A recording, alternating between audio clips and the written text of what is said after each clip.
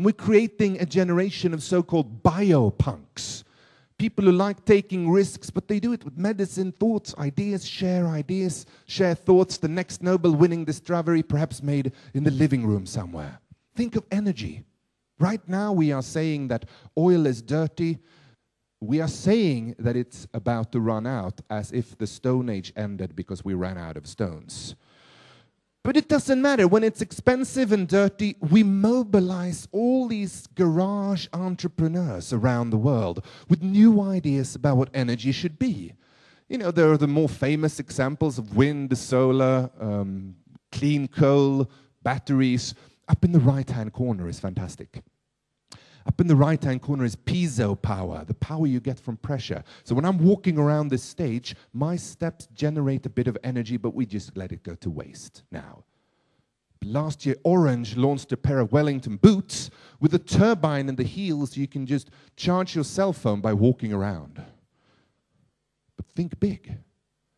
Think, you know, piezo cells underneath the streets of Istanbul and batteries to store it, right? We can power all of Istanbul with a rave dance. You know, the annual Love Parade, sponsored by Coca-Cola. People come, or they drink Burn. Maybe sponsored by Burn would be better. They drink Burn, they dance, and Istanbul has enough energy to last the rest of the year. These are just nuggets. It's early days. But we are looking at a process that I, as a Swede, call IKEA-fication.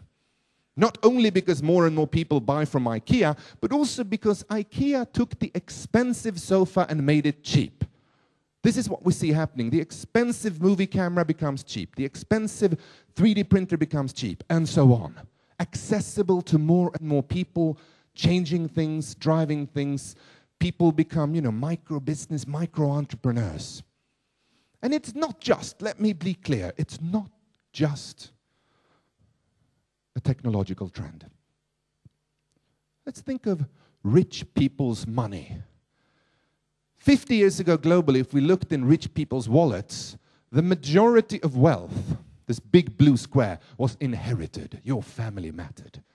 You inherited your money. You be a good heir. You take care of this. You value tradition. What has happened in the past 50 years globally is that the majority of wealth is now increasingly self-made. We have more billionaires under the age of 30 around the world.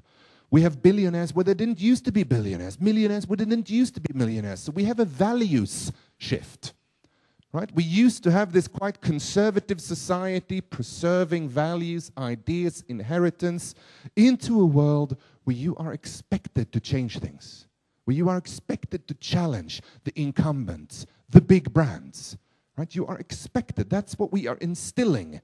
We have more entrepreneurship programs around the world. I've taught at entrepreneurship programs in Russia, in India, in many other places.